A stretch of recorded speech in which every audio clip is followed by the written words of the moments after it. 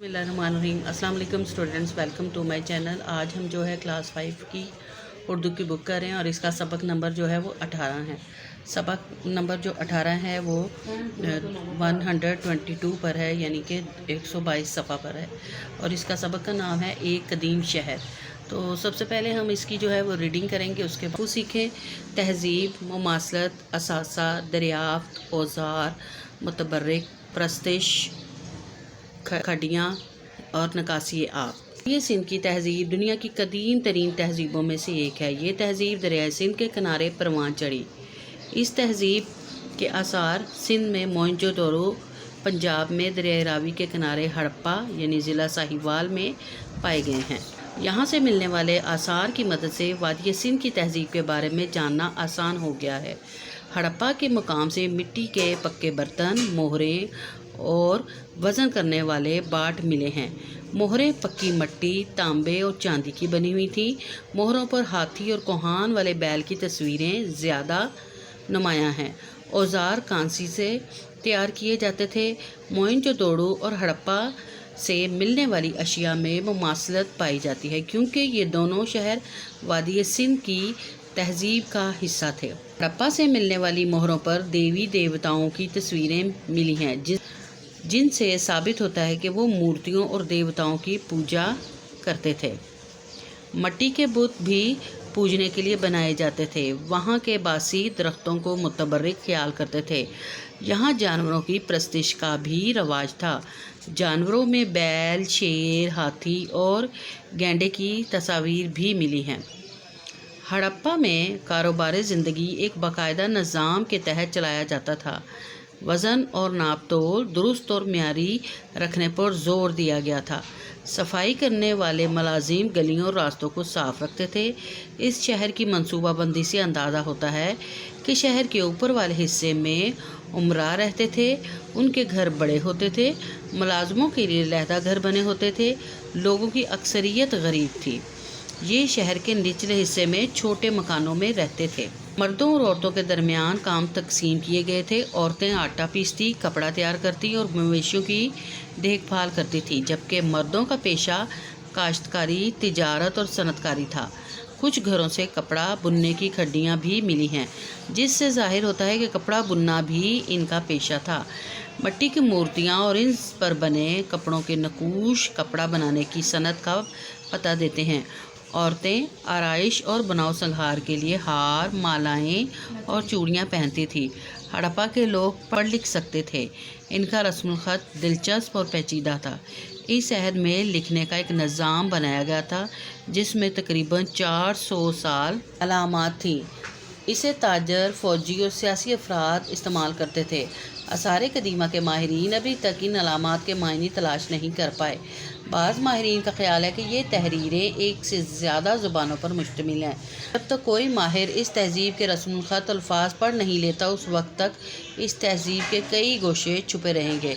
हड़प्पा की सरजमीन ज़रख़ेज़ थी। इसकी मईशत का इन्हिसार ज़राअत और तिजारत पर था। इस तहज़ीब की अक्सरियत काश्तकारों पर मुश्तमिल थी।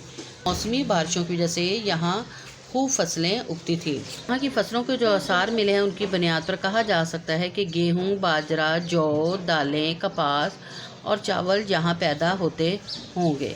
शहरों की खुदाई से मिलने वाले हथियारों की तादाद से अंदाज़ा होता है कि यहाँ के लोग पुरअमन ज़िंदगी बसर करते होंगे। इन हथियारों का इस्तेमाल शिकार ही के लिए किया जाता होगा। मवेशी इनकी ज़िंदगी का अहम हिस्सा थे। बैल इनके नज़दीक अहम तरीन जानवर था। बैल की तस्वीर वाली बेशुमार मोहरें और खिलौने भी हड़प्पा के खंडरात से बरामद हुए हैं। इस शहर के खंडरात के आसार बताते हैं कि ये लोग फ़न तामीर से अच्छी तरह आशना थे। कारीगर ईंटें बनाने और उन्हें पकाने के फ़न से वाकिफ़ थे। मकानात की बुनियादें गहरी और मजबूत बनाते थे। मकानात की तामीर में पुख्ता ईंटें इस्तेमाल करते थे। हर घर में गुसल खाना मौजूद होता था। मकानों में रोशनी और हवा का भी माकूल बंदोबस्त किया जाता था। गंदे पानी के निकास का उम्दा इंतज़ाम था। कदीम दौर में कोई भी शहर ऐसा नहीं था जहाँ निकासी आपका इतना बेहतर इंतज़ाम और सहूलियात मौजूद हों। यूँ लगता है कि आज कल का निकासी आपका निज़ाम इसी दौर की नकल है। ठहरे और बताएं। وادی سندھ کی تہذیب کہاں پروان چڑھی تھی؟ وادی جواب ہے کہ یہ وادی سندھ کی جو تہذیب ہے وہ دریائے سندھ کے کنارے پر جو ہے وہ پروان چڑھی تھی۔ اچھا، ہڑپا سے ملنے والی مہروں پر کن چیزوں کی تصویریں بنی ہوئی ہیں؟ ہڑپا سے جو مہریں ملی ہیں ان پر دیوی دیوتاؤں کی تصویریں بنی ہوئی ہیں اور کچھ مورتیوں کی جس کی وہ پوجا کرتے تھے ان کی تصویریں بنی ہوئی ہیں۔ اس کے علاوہ جانوروں میں بیل، شیر اور گینڈے کی تصویر جو ہے وہ بنی ہوئی ہے۔ ہڑپا کی عورتیں اور مرد کیا کام کرتے تھے؟ یہاں جی دیکھیں کہ مردوں اور عورتوں کے درمیان کام تقسیم ہوئے تھے۔ عورتیں آٹا پیستی تھی، کپڑا تیار کرتی تھی اور مویشیوں کی دیکھ بھال کرتی تھی، جبکہ مرد جو تھے وہ کاشتکاری، تجارت اور صنعت کا کاروبار کرتے تھے۔ کون کون سی فصلیں ہڑپا میں اگائی جاتی تھی؟ جو آثار ملے اس کے حساب سے گیہوں، باجرہ، جو دالیں، کپاس اور چاول جو ہے یہاں کی پیداوار تھی۔ آہستہ آہستہ اس شہر کا زوال ہونا شروع ہو گیا۔ بعض ماہرین کے خیال میں خشک سالی اس کی وجہ بنی اور بعض کے نزدیک قدرتی آفات۔ بہرحال وجہ جو بھی تھی، آخر کار یہ تہذیب ختم ہو کر رہ گئی۔ ہڑپا نہ صرف پاکستان کا تاریخی مقام ہے بلکہ عالمی ثقافتی ورثے کا حصہ بھی ہے۔ زندہ قومیں اپنی تہذیب و ثقافت کی وجہ سے پہچانی جاتی ہیں۔ ہمیں چاہیے کہ اپنے ثقافتی ورثے کی حفاظت کریں۔ اس سبق کو ہم نے پڑھ کر کیا سیکھا؟ ہڑپا کی تہذیب صدیوں پرانی ہے۔ ہڑپا کے لوگوں کا رہن سہن بہت منظم تھا۔ اپنی تاریخی عمارات اور ثقافتی ورثے کی حفاظت کرنی چاہیے۔ سب سے پہلا نمبر سوال جو ہے وہ دیے ہوئے الفاظ کے معنی ہیں، ان کو سمجھیں گے۔ الفاظ اور معنی ہیں: مماثلت، ملتا جلتا ہونا، پرستش، عبادت کرنا، پوجا کرنا، زوال یعنی کہ تباہی، آشنا، دوست، باخبر، متبرک، برکت والا، معقول، مناسب، اس کے بعد ہے پیچیدہ، مشکل، عمدہ، اچھا یا خوب۔ سبق کے مطابق درست الفاظ لگا کر خالی جگہ پر کرنی ہے۔ ہڑپا اور موئنجو ڈورو وادی سندھ کی تہذیب کا حصہ تھے۔ ہڑپا عالمی ثقافت ورثے کا حصہ ہے۔ کچھ گھروں سے کپڑا بننے کی کھڈیاں بھی ملی ہیں۔ ہڑپا کے لوگوں کا رسم الخط دلچسپ اور پیچیدہ ہے۔ ہڑپا سے ملنے والی مہروں پر دیوی دیوتاؤں کی تصویریں ملی ہیں۔ یہاں نیچے سوال نمبر جو ہے وہ ہے کہ سبق کے مطابق درست بیانات کے سامنے درست اور غلط کے سامنے کراس یعنی کہ غلط کا نشان لگائیں۔ ہڑپا سے ملنے والے اوزار چاندی سے بنائے جاتے تھے، غلط۔ ہڑپا کے لوگ پڑھنا لکھنا نہیں جانتے تھے، غلط۔ ہڑپا کی سرزمین بنجر تھی، یہ بھی غلط ہے۔ ہڑپا کے لوگوں کی اکثریت غریب تھی، یہ ٹھیک ہے۔ ہڑپا سے ملنے والی مہروں پر ہاتھی اور کوہان والے بیل کی تصویریں زیادہ تھیں، یہ بھی ٹھیک ہے۔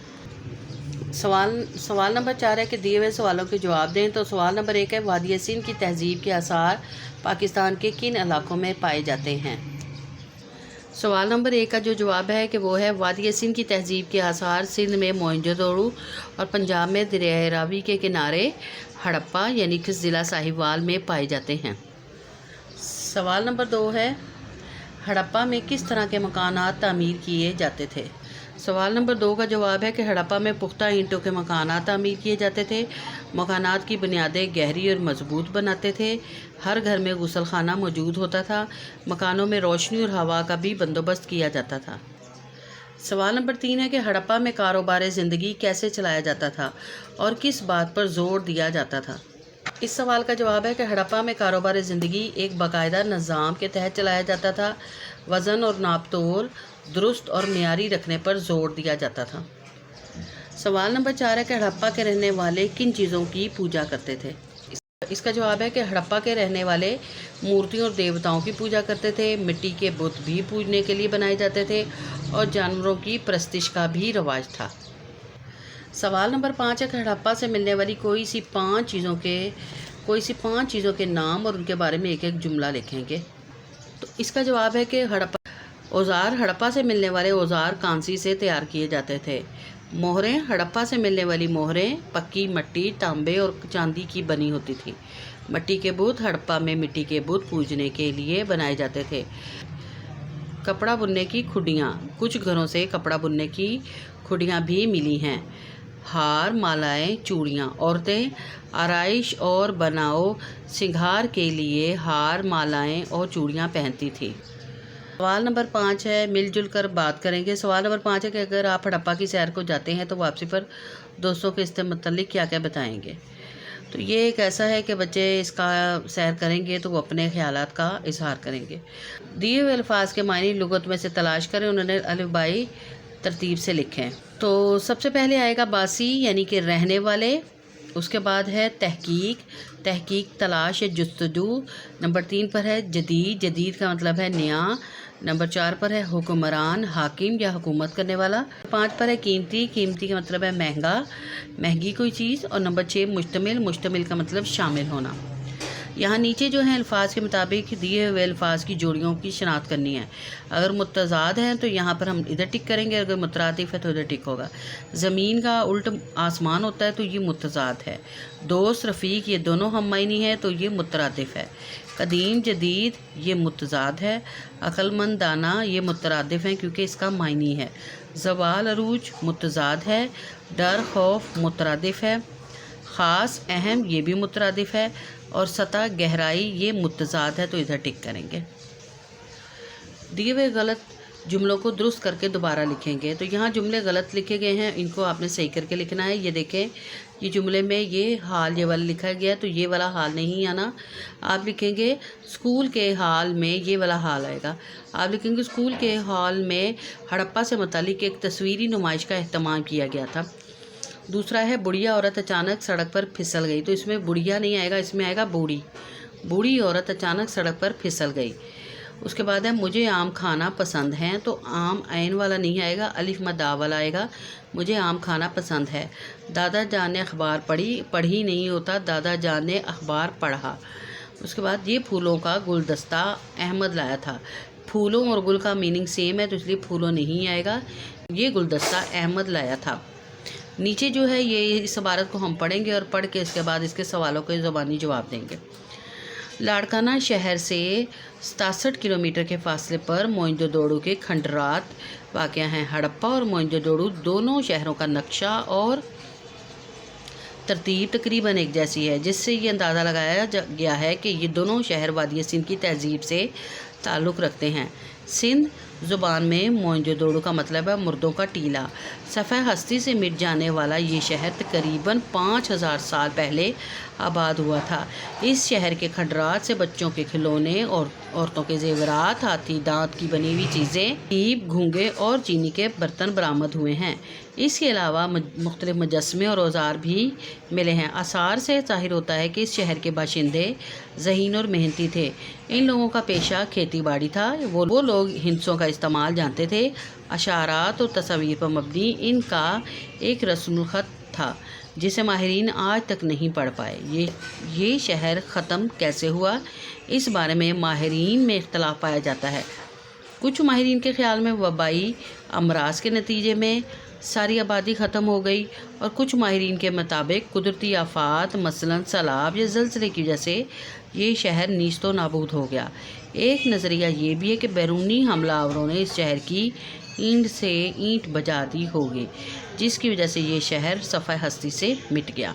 سوال نمبر 1 ہے موئنجو دوڑو کا کیا مطلب ہے، تو اس کا مطلب ہے مردوں کا ٹیلا۔ نمبر 2 ہے کہ موئنجو دوڑو کے باشندے کس طرح کے تھے، تو یہاں کے جو باشندے تھے وہ ذہین اور محنتی تھے۔ سوال نمبر 3 ہے کہ موئنجو دوڑو کا رسم الخط کن چیزوں پر مشتمل تھا، تو اس کا جواب ہے کہ اس کا رسم الخط اشارات اور تصویر پر مبنی جو ہے ان کا رسم الخط تھا، جسے ماہرین جو ہے وہ آج تک نہیں پڑھ پائے۔ سوال نمبر 4 ہے کہ موئنجو دوڑو کے کھنڈرات سے کیا برآمد ہوا ہے، تو سوال نمبر 4 کا جو جواب ہے کہ یہاں سے اس کے کھنڈرات سے بچوں کے کھلونے، عورتوں کے زیورات، ہاتھی دانت کی بنی ہوئی چیزیں، سیپ، گھونگے اور چینی کے برتن برآمد ہوئے ہیں۔ سوال نمبر 5 ہے کہ اوپر دی ہوئی عبارت میں سے محاورات جو ہیں وہ تلاش کریں اور بتائیں۔ تو اس میں جو محاورات استعمال کیے گئے ہیں وہاں پر سب سے پہلا محاورہ ہے جانا، یعنی کہ مر جانا، ختم ہو جانا۔ اس کے بعد اس کا جو دوسرا محاورہ ہے وہ ہے اینٹ سے اینٹ بجا دی، یعنی کہ اس کو مزہ چکھا دیا، کسی کو مات دینا۔ نیست و نابود ہو جانا، صفحہ ہستی سے مٹ جانا، یعنی دنیا سے ہی اس چیز کا مٹ جانا۔ سوال نمبر 10 ہے کہ دیے ہوئے محاورات کو اپنے جملوں میں استعمال کرنا ہے، تو یہ میں نے نمبرنگ دیکھ دی تاکہ آپ کو آسانی ہو یہاں پر اس کا جملہ جو ہے اس کا محاورہ ڈھونڈنے کے لیے۔ ایڑی چوٹی کا زور لگانا، عامر نے مقابلہ جیتنے کے لیے ایڑی چوٹی کا زور لگایا، یعنی کہ بہت محنت کی۔ اس کے بعد ہے دانت کھٹے کرنا۔ پاکستانی فوج نے دشمن کے دانت کھٹے کر دیے، یعنی کہ ان کو شکست دی۔ آسمان سے باتیں کرنا۔ دبئی میں آسمان سے باتیں کرتی ہوئی عمارتیں ہیں، یعنی کہ بہت اونچی اونچی عمارتیں ہیں۔ باتیں بگاڑنا، بہت زیادہ باتیں کرنا، فضول میں شیخی مارنا۔ احمد باتیں بگاڑنے میں ماہر ہے۔ ناک میں دم کرنا، یعنی کہ بہت تنگ کرنا۔ علی نے سب کی ناک میں دم کر رکھا ہے۔ آخری والا ہے باغ باغ ہونا، بہت زیادہ خوش ہونا۔ خان کا شاندار نتیجہ دیکھ کر میرا دل باغ باغ ہو گیا۔